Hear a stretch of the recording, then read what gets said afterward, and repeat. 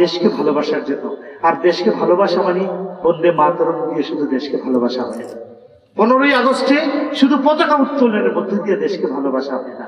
দেশকে ভালোবাসা হয় দেশের পতাকাকে যেরকম সম্মান করব, সংবিধানকে মানব, দেশের যা আছে তাকে ভালোবাসবো। আর দেশে যা আছে সে থাকার মধ্যে সবচেয়ে মূল্যবান বস্তুটি হলো মানুষ। সে ধর্মের হোক বর্ণের হোক, তাকে ভালোবাসা। প্রতিটি মানুষকে, প্রতিটি সংস্কৃতিকে ভালোবাসা মানে হলো দেশকে ভালোবাসা। আর দেশকে ভালোবাসার নামই হলো দেশপ্রেম। দেশপ্রেম ভিতরে থাকার নাম হলো দেশপ্রেম। এবং এটা করতে আপনাকে পারমিশন দেয় খোদ ভারতবর্ষের সংবিধান, আর্টিকেল 30, ধারা 30 ভারতের সংবিধান যে কোনো ধর্মের মানুষকে তার ধর্মীয় শিক্ষা এবং জ্ঞানিক প্রতিষ্ঠান তৈরি করার জন্য সকল প্রকারের পারমিশন ভারতের সংবিধান ভারতের প্রতিটা নাগরিককে দিয়েছে। সুতরাং রাজধনগরের লোকেরা মদিনাতুল উলুম নামে একটি মাদ্রাসা প্রতিষ্ঠা করেছে with the permission of the constitution of India. ভারতের সংবিধানের মৌলিক অধিকারের আওতায় সে পারমিটেড, সে অনুমোদন প্রাপ্ত থেকে মাদ্রাসা করবে। কিন্তু একটা কথা বলে দিই, আমাদের ভারতবর্ষে একটা সংস্থা আছে, তার নাম হচ্ছে এনসিপিসিআর। এনসিপিসিআর মানে হলো national commission for protection of children's right, বাংলায় হলো জাতীয় শিশু সুরক্ষা কমিশন। কথাগুলো একটু মনোযোগ দিয়ে শুনবেন। আপনারা যারা যারা মাদ্রাসা প্রতিষ্ঠা করছেন, টোল, বিভিন্ন প্রাইভেট ইনস্টিটিউট তৈরি করছেন, তাদের সকলের জন্য এনসিপিসিআর বা জাতীয় শিশু সুরক্ষা কমিশন, তাদের কাজ হলো আমাদের এই ভারতবর্ষের হিন্দু আর মুসলমান সকল শিশুর অধিকার যাতে সুরক্ষিত থাকে সেই ব্যাপারটা দিকে লক্ষ্য রাখা হলো এনসিপিসিআর এর কাজ। ভারতের সংবিধানের কাজ হলো ভারতের সকল নাগরিক তার অধিকারগুলো পাচ্ছে কিনা সেটার দিকে লক্ষ্য রাখা। আবার সেই সংবিধানের কোনো ঘাটতি হচ্ছে কিনা, কেউ ভায়োলেট করছে কিনা, সেটার কাস্টোডিয়ান হলো আমাদের বিচার ব্যবস্থা, specially the supreme court of India, the custodian of Indian constitution. আমাদের শিক্ষা ব্যবস্থাটা কেমন চলবে? 1948 সালে প্রথম কমিশন থেকে শুরু করে অনেকগুলো কমিশন হয়েছে। রাধাকৃষ্ণন কমিশন, মুদালিয়ার কমিশন থেকে শুরু করে জাতীয় শিক্ষা আইন এবং বর্তমানে জাতীয় শিক্ষা আইন 2020, ন্যাশনাল এডুকেশন পলিসি 2020 বা 2020, 2020 নতুন শিক্ষা যে আইন, সেই শিক্ষা আইনে বলা আছে ভারতবর্ষের প্রতিটি শিশু যেন পড়াশোনা করে। আপনি শিশুর বাবা মা, আপনি বললেন আমার ইচ্ছা আমার ছেলে মেয়েরা আমি পড়াইতাম না, তারে আমি ছোটবেলায় বাড়িতে বড় করব, পরবর্তীতে সে চা দোকানে কাজ করব অথবা অন্য বাড়িতে কাজ করব, মেয়েটা কাজ করব, আমি গরিব মানুষ, পড়ানোর খরচ নাই, টাকা পয়সা আমি দিতে পারবো না, আমার ছেলে মেয়েরা আমি পড়াইতাম না। কিন্তু এডুকেশন পলিসি 2020 আওতায় এবং এনসিপিসিআর এর জাতীয় শিশু সুরক্ষা আইনের অনুসারে আপনার সন্তানকে পড়াশোনার বাইরে রাখার অধিকার আপনার নাই। কারণ আপনার ঘরে যে শিশুটা জন্ম নিয়েছে, আমার ঘরের আমার যে সন্তানটা, হুজুরের যে সন্তানটা, এটা শুধু আমাদের সন্তান নয়, সে দেশেরও সন্তান। ভবিষ্যতে সে দেশের নাগরিক হবে, সে যাতে পড়াশোনা পায় এই অধিকারটা নিশ্চিত করার কথা আছে। আমার যেরকম শিক্ষা প্রতিষ্ঠান করার অধিকার আছে, আমার ছেলে মেয়েটা শিক্ষা পাবে এটাও আছে। তাহলে কি পাবে? যে মূল ধারার শিক্ষাটাও যাতে সে পায়। সুতরাং এই যে মাদ্রাসা প্রতিষ্ঠা হচ্ছে, পারমিশন কার? ভারতের সংবিধানের। পারমিশন কার? মৌলিক অধিকারের। সুতরাং মৌলিক অধিকারের আওতায় আমরা সবাই আসি। সুতরাং এখানে একটা দ্বীনি প্রতিষ্ঠান চালু হচ্ছে। উদ্দেশ্য কি? একটু বেড়ে যাবে। একটা ছোট্ট একটা কথা বলছি, যে মাদ্রাসার যে সিস্টেম আছে এটা 3টা কথা আছে। একটা হলো তালিম, একটা আছে তাদিব, আরেকটা আছে তারবিয়া। তালিম মানে হলো শিক্ষা, শিক্ষা মানে হলো to provide information, to provide knowledge, জ্ঞান দেওয়া। সে জ্ঞানটা মাদ্রাসায় বসে কোরআন শরীফ হিফজের সে জ্ঞান নিতে পারে, আলিফ বেতে সের জ্ঞান নিতে পারে, সূরা আল হামদ থেকে আলাপ তারা মুখস্থ করার জ্ঞান সে নিতে পারে, বিভিন্ন নামাজের যে নিয়ম কানুনগুলো সে এই জ্ঞানটা নেবে, পাশাপাশি সে বাংলা ভাষার জ্ঞান নেবে, সে প্রাইমারি ম্যাথমেটিক্স এর জ্ঞান নেবে, প্রাইমারি ইংরেজির জ্ঞান নেবে, পাশাপাশি থিওলজিক্যাল এডুকেশনটা সে নেবে। স্কুলেরও কাজ, মাদ্রাসারও এটা কাজ। দ্বিতীয় কাজটা কি জানেন, যেটা অন্য সব প্রতিষ্ঠানে আপনি পাবেন না, তারবিয়া। তারবিয়া মানে কি জানেন? Growth of moral education, growth of moral and sustainable education. এটার মানে হলো তাকে রিয়ার করা, তাকে পাশাপাশি গড়া। এই বাবার সাথে কখনো বেয়াদবি করা যাবে না। বাবার সাথে কিভাবে কথা বলো আপনি করে, বাবা যখন ধমক দেয় যে মাথা নিচের দিকে তাকিয়ে থাকি, মা যখন ধমক দেয় যে মাথা নিচের দিকে তাকিয়ে থাকি। তোমরা জানো তো আল্লাহ নবী আল্লাহ পাক কোরআন শরীফে বলেছেন যে আল্লাহ তোমরা মা বাবার সাথে কওলান কারীমা, পৃথিবীর সর্বশ্রেষ্ঠ ভদ্র ভাষায় তাদের সাথে কথা বলো, মা বাবার সাথে ভালোভাবে কথা বলো। মাদ্রাসার ছেলেকে এটা বলা হয়, সে বলছে জি। শিক্ষকের সামনে কিভাবে বসতে হয়, জি।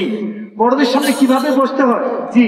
তুমি যখন অন্য ধর্মের একটা লোক যাবে, মনে করি হিন্দু কাকু জেঠা চাচা, তারা গেল কিভাবে, জি অত্যন্ত সম্মানের সাথে, শুভ সকাল কাকু, শুভ সন্ধ্যা কাকু, কাকু আপনি ভালো আছেন, জেঠু আপনি ভালো আছেন, জেঠিমা আপনি কেমন আছেন, হিন্দু মা দাদি পাড়া পড়োশি, এভাবে তুমি পেশ আসবে। তাইলে তুমি মাদ্রাসায় পড়ো, তুমি সম্পদকার হিন্দুর, তুমি সম্পদকার মুসলমানের, তুমি সম্পদকার রাজধনগরের, তুমি সম্পদকার উদয়পুরের, তুমি সম্পদকার, তুমি ত্রিপুরার, তুমি সম্পদকার এই ভারতবর্ষের। তারবিয়া, তাদিব, শিষ্টাচার। শিষ্টাচার মানে হলো to be good culture. Good culture মানে হলো যে আমার চলা আমার ফেরা। আমি মাদ্রাসায় পড়ি, কেন আমি ভালো বাংলা বলবো না? আমি মাদ্রাসায় পড়ি, কেন আমি ইংরেজি পড়বো না? আমি মাদ্রাসায় পড়ি, I need to obtain a certificate from SDM office. Why shouldn't I have the right or capacity to write a letter in English? আমি মাদ্রাসায় পড়ি, কেন আমি আমার লেখাটা আমার রাজধনগর গ্রান্টিনেট মাদ্রাসার দারুল উলুমের ছেলেটা হাফিজ হচ্ছে, মাদ্রাসায় পড়ছে 5 বছর পরে, সে তার বাবাকে একটা চিঠি লিখবে, যদি বাবা আলিম হয়, বাবা আমার জন্য 500 টাকা পাঠান, সেটা মোবাইল মেসেজ হবে না। শিক্ষক বলবে তোমার বাবাকে এই চিঠিটা তুমি আরবিতে লিখছো, কারণ তোমার বাবা একজন আলিম। বাবা আরবিতে লিখে 500 টাকা সহ আরবিতে একটা উত্তর দেবে। তোমার বাবা একজন স্কুল মাস্টার, শানে write a letter to your father in English, asking him to provide ₹500, তাকে বলো যে তোমাকে 500 টাকা দিতে। Write a letter to the SDM about the broken roads in your area. তোমার রাস্তা খারাপ, রাস্তাগুলো ঠিকঠাক করার জন্য ব্লকের বিডিওর কাছে তুমি একটা লেটার লেখো, this much capacity should be inculcated even in a student in madrasa, in school as together. তাহলে আমরা এখানে এই মাদ্রাসার মধ্যে কোরআনে হাফিজ পাবো এবং মৌলানা আবুল কালাম আজাদ পাবো। আপনারা মনে করবেন না যে মৌলানা আবুল কালাম আজাদ অথবা রাজা রামমোহন রায় অথবা মুন্সি প্রেমচাঁদ অথবা রাজেন্দ্র প্রসাদ সৃষ্টি হওয়া বন্ধ হয়ে গেছে। আপনারা জানেন গত বছর 2018 সালের IAS IPS পরীক্ষায় মোট 32 জন, প্রায় 800 জন IAS IPS এর মধ্যে 32 জন মুসলিমরা তারা ফাইনালি সিলেকশন পেয়েছে IAS IPS হবার।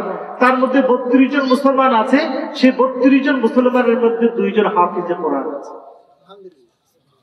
হাফিজে কোরআন, they have become the IAS officer.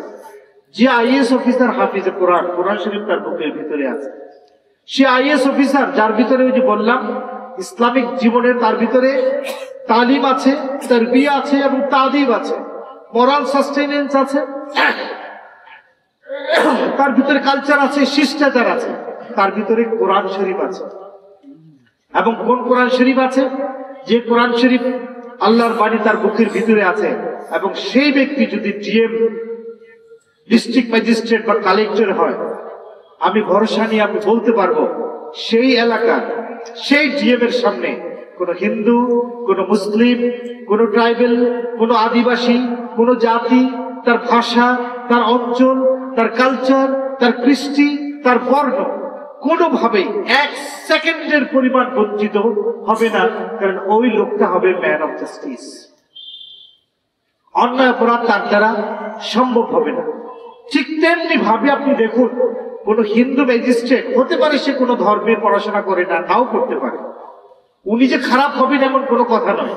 উনি ধর্ম মানেন না, কিন্তু he is morally a sustained officer, even he can run a very good sort of administration. সে ভালো প্রতিষ্ঠান চালাবে। ইভেন একজন মানুষ প্রতিদিন সে রামায়ণ পড়ে, প্রতিদিন গীতা পড়ে, প্রতিদিন উপনিষদ পড়ে, হিন্দু ধর্ম সে খুব ভালো করে পালন করে। কোন একজন খ্রিস্টান লোক প্রতিদিন সে ওল্ড টেস্টামেন্ট পড়ে, সে কোন শিখ সে প্রতিদিন গুরু গ্রন্থ সাহেব পড়ে। যেহেতু সকল ধর্ম গ্রন্থগুলোর মূল লক্ষ্য হলো মানব কল্যাণ, মানুষের উপকার, তারা যদি সে ধর্মীয় গণ্ডির মধ্যে সেটাকে ভালো করে অনুধাবন করে যদি ম্যাজিস্ট্রেট হয়, তাহলে পৃথিবীর সকল জাতি গোষ্ঠীর মানুষের জন্য সে কল্যাণই করবে, অকল্যাণ কখনো হবে না।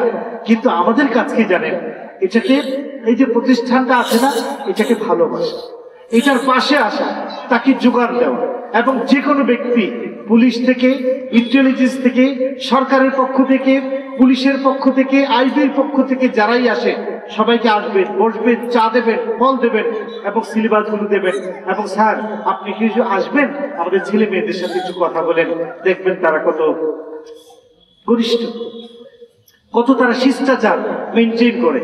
কারণ আমি অনেক হিন্দু শিক্ষকদের দেখেছি মাদ্রাসাতে ডেপুটেশনে আছে, আমি জিজ্ঞেস করেছি যে স্যার তুমি তো স্কুলে গেছো না, স্কুল থেকে মাদ্রাসায় এসছো, আর কখনো গেছো মাদ্রাসায়? না না না স্যার, আমি প্রথম মাদ্রাসায় ডেপুটেশনে গেলাম, একটা ফাজিল মাদ্রাসায়, হিন্দু টিচার, ও আমার বয়সে ছোট। আমি বললাম স্যার বলো তো কেমন লেগেছে মাদ্রাসায় পড়াতে? কি বলছে জানিস? হিন্দু স্যার বলছে যে কামাল স্যার আমার সবচেয়ে যেটা ভালো লেগেছে, আমি মাদ্রাসায় যখন ক্লাস 12-এ গেলাম বা মাধ্যমিকের একটা ক্লাসে গেলাম, আমি আজ পর্যন্ত প্রথম দিন ক্লাসে গেছি, আমাকে আজ পর্যন্ত ক্লাসে বলতে হয়নি এই তোমরা চুপ করো, এই তোমরা মানে চুপ করো, তোমরা বন্ধ করো, তোমরা থামো, এই কথাটা বলতে হয়নি। কারণ শিক্ষক যাওয়ার সাথে সাথে ওরা যে দাঁড়ায়, শিক্ষক বসার পরে ওরা আমার দিকে চাতকের মতো তাকিয়ে থাকে। আমি যা পড়াই, আমি আজ পর্যন্ত ওদেরকে কোনো শিক্ষককে ডিস্টার্ব করতে দেখি। আমার কাছে মনে হচ্ছে যে মাদ্রাসাতে এই যে ভ্যালুসটা দেওয়া হয়, গুরুকে, মাকে, বাবাকে শ্রদ্ধা করা, এটা দারুণ ভাবে কাটে। আপনারা আলহামদুলিল্লাহ বলবেন না যে এই ধরনের একটা ভ্যালুর, এই ধরনের একটা মানসিকতার একটা মাদ্রাসা ছেলের ভিতরে জন্ম। কিন্তু আমাদের প্রয়োজন কি জানেন? আমাদের প্রয়োজন হলো এই মাদ্রাসাগুলোকে সাস্টেইন করা। যারা শিক্ষকরা আছে, একটা অল ইনক্লুসিভ এডুকেশন তাদের মধ্যে দেয়।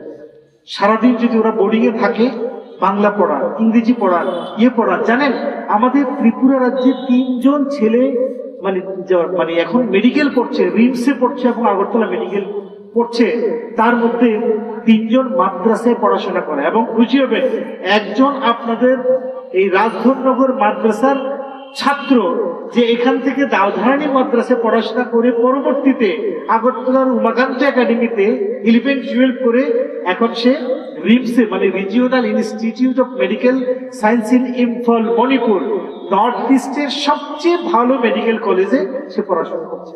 নাম মেহেদি হাসান। আপনার এই মাদ্রাসা মেডিকেল কলেজে পড়ছে, মেডিকেল কলেজে 3rd ইয়ার 4th ইয়ারে পড়ছে। তাহলে এখান থেকে আপনি প্রস্তুত করুন যে এই যে মদিনাতুল উলুম আছে না, যে জ্ঞানের শহর, এই মাদ্রাসা থেকে আপনি এমন ছেলে মেয়ে আপনি প্রস্তুত করুন।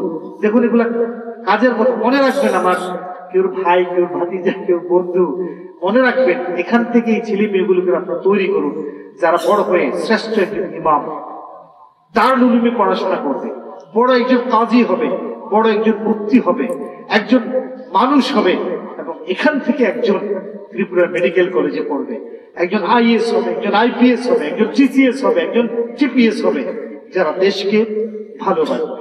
কারণ এই মাদ্রাসায় পড়া, ভারত বাংলাদেশ যত সংঘর্ষই হোক, বাংলাদেশের 90% মুসলমান, আমার ভারতবর্ষে মাত্র 14, 15, 18 বিভিন্ন সংখ্যা আছে আমরা মুসলমান। কিন্তু বাংলাদেশের সাথে যদি ভারতের কোনো সংঘর্ষ হয়, তাহলে এই ভারতবর্ষের জন্য বন্দুক কাঁধে নিয়ে বাংলাদেশের বিরুদ্ধে লড়াইয়ের ময়দানে দাঁড়ানো শুধু আমার ভারতের নাগরিক কর্তব্য নয়, আমার ইমানি কর্তব্য। এই জন্য এই দেশটাকে আমি ভালোবাসি। হুব্বুল ওয়াতানি মিনাল ঈমান, দেশকে ভালোবাসা আমার ইমানের অঙ্গ। বাংলাদেশের 90% মুসলমানের পক্ষে বা ওই দেশের পক্ষে দাঁড়ানোর জন্য আমার ইমানই কোনো তাকিদ নেই। আল্লাহর রাসূল দিন আমাকে বলে এই দেশকে আমি ভালোবাসি। I have an integrated love for my country in which I have been born and brought up. এখানেই জন্ম, এখানেই বড় হওয়া, আমার এই দেশের প্রতি আমার অখণ্ড প্রেম। সমস্যা থাকলে আমি এখানেই বসে লড়বো, এখানেই বসে পড়বো, কিন্তু I will never take side of Pakistan and Bangladesh as because they are 90% their population are Muslim. No, আমার ইমান, আমার তাকিদ, আমার নাগরিকত্ব, আমার দিন আমাকে শেখায় I will and always stand by this nation that is incredible India. A education I get from madrasa. This education I get from my huzur. আমার আলিমরা, আমার আকাবিররা আমাকে বলে, হ্যাঁ সত্য এবং নর পথে থাকবো। শুধু ফেসবুকের মেসেজ দ্বারা আমি পরিচালিত হব না, আমি হোয়াটসঅ্যাপের মেসেজ দ্বারা পরিচালিত হবে না। কারণ বললাম তো 73% তার ফেক। সত্য জার্নালিজম, সত্যিকারের সংবাদ কি করে বের করতে হয় সেটা ভাবো। সত্যিকারের ভাববার কারণ বিষয় হচ্ছে যখন আপনি দিমাগ দিয়ে শুনবেন এবং চিন্তা করবেন যে ভারতবর্ষের কখনো হাজার, জানেন আগরতলাতে, আমি 10 মিনিট স্যার 1 মিনিট বলছি, আগরতলাতে জানেন আমার এক স্যার খুব ভালো হিন্দু ধর্ম উনি পালন করেন, খুব ধর্মকে মানেন এবং খুব ধর্মীয় রীতিনীতি মেনে চলেন। উনি বললেন যে কামাল, আমি অনেক বছর আগে কলকাতায় গেলাম চিকিৎসা করার জন্য, এবং ওখানে যাওয়ার পর আমি জিজ্ঞেস করলাম আমার আত্মীয় স্বজনকে যে বেস্ট হার্টের ডাক্তার কে আছে। তো আমার একজন আত্মীয় বললেন ডক্টর আবরার। বলছে ডক্টর আবরার, ও তাহলে ওনার একটা ওনার একটা অ্যাপয়েন্টমেন্ট আমাকে নিয়ে দেন। তো অনেক কষ্ট করে একটা অ্যাপয়েন্টমেন্ট নেওয়া হয়। তো উনি আমাকে বললেন, কামালদা আমি তো আমার ধর্মকে খুব ভালো মানি, অবশ্যই মানি, আমি ধর্ম ভালোবাসি, আমি মানি। এই যে দেখেন আমি যে কলকাতায় গেলাম, আমার হার্টের রোগ, আমি গেছি হার্টের ভালো ডাক্তার দেখাইতে, আমি হিন্দু ডাক্তার দেখাইতে যাই। আমি দেখাইছি ওই ডাক্তার যে ডাক্তার আমার হার্টটাকে ভালো করে দেখবে। এখানে আপনি মুসলমান, আমাদের মাদ্রাসার শিক্ষক ধরুন, আগরতলাতে চিকিৎসায় যাবেন, আপনি কি খুঁজবেন মুসলমান ডাক্তার নাকি ভালো কার্ডিওলজিস্টকে? তাকে খুঁজবেন। এবং ভালো কার্ডিওলজিস্ট যদি চক্রবর্তী হয় আপনি যাবেন, যদি ভালো চ্যাটার্জি হয় তাহলে সেখানেই যাব। তাহলে এর মানে কি? এর মানে হলো আমাদের দেশে প্রকৃত যোগ্য নাগরিক করে তোলা দরকার। আমাদের বাড়ি ঘরে, মসজিদে এবং মন্দিরে আমাদের ধর্ম থাকবে, আমাদের ধর্ম আমাদের পরিচালনা করুক আমার দেশকে ভালোবাসার জন্য। আর দেশকে ভালোবাসা মানে বন্দে মাতরম দিয়ে শুধু দেশকে ভালোবাসা হয় না, 15ই আগস্টে শুধু পতাকা উত্তোলনের মধ্যে দিয়ে দেশকে ভালোবাসা হয় না। দেশকে ভালোবাসা হয় দেশের পতাকাকে যেরকম সম্মান করব, সংবিধানকে মানব, দেশের যা আছে তাকে ভালোবাসবো। আর দেশে যা আছে সেই থাকার মধ্যে সবচেয়ে মূল্যবান বস্তুটি হলো মানুষ। সে ধর্মের হোক, বর্ণের হোক, তাকে ভালোবাসা। প্রতিটি মানুষকে, প্রতিটি সংস্কৃতিকে ভালোবাসা মানে হলো দেশকে ভালোবাসা। আর দেশকে ভালোবাসার নামই হলো দেশপ্রেম। দেশপ্রেম ভিতরে থাকার নাম হলো দেশাত্মবোধ, এবং সেটা প্রবল হওয়ার মধ্যে দিয়ে জন্ম নেয় আমাদের জাতীয়তাবোধ। তা আমাদের শিক্ষা আমাদেরকে প্রকৃত হিন্দু গড়ে তুলুক, প্রকৃত মুসলমান গড়ে তুলুক প্রকৃত ভারতীয়, যাতে আমাদের মৃত্যুর পরে আমাদেরকে মানুষ স্মরণ করে যে একদিন চলে যাবার পরে যেন মানুষ আমাকে স্মরণ করে। একদম শেষে আপনাদের জন্য কয়েকটা লাইন। হারিয়ে যাব একদিন আমি, রব নাই ভুবনে চিরদিন। হারিয়ে যাব একদিন আমি, রব নাই ভুবনে চিরদিন। ক্ষমা করে দিও বন্ধু সবাই, ভুল যদি করে থাকি কোনো দিন, হারিয়ে যাব একদিন আমি, রব নাই ভুবনে চিরদিন।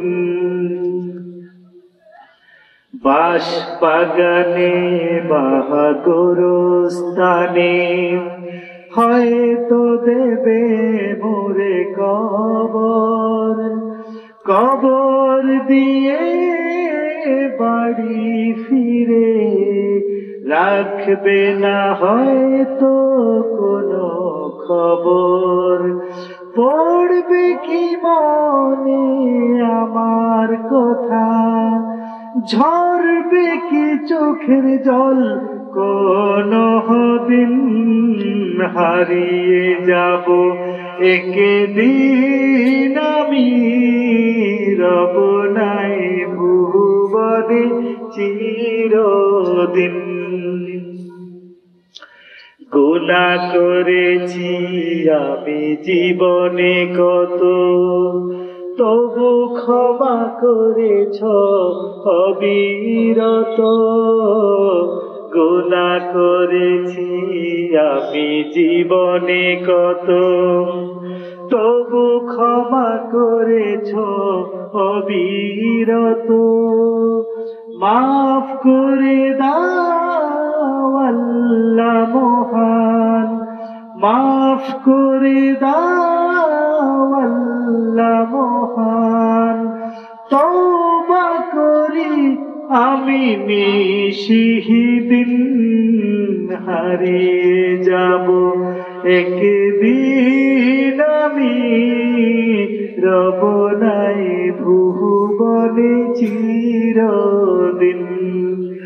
ক্ষমা করে দিও তোমরা সবাই, ক্ষমা করে দিও বন্ধু সবাই, ভুল যদি করে থাকি কোনো দিন, হারিয়ে যাব একদিন আমি, রব নাই ভুবনে চিরদিন, হারিয়ে যাব একদিন আমি, রব নাই ভুবনে চিরদিন। আমরা যখন যা বলেছি, যা শুনেছি, তার চেয়ে বেশি বেশি যেন জীবনে আমল করতে পারি। আল্লাহ পাক যেন আমাদের তৌফিক দান করেন। সবাই বলে আমিন। ওয়া আখিরু দাওয়ানা আলহামদুলিল্লাহি রাব্বিল আলামিন। আসসালামু আলাইকুম ওয়া রাহমাতুল্লাহি ওয়া বারাকাতুহু।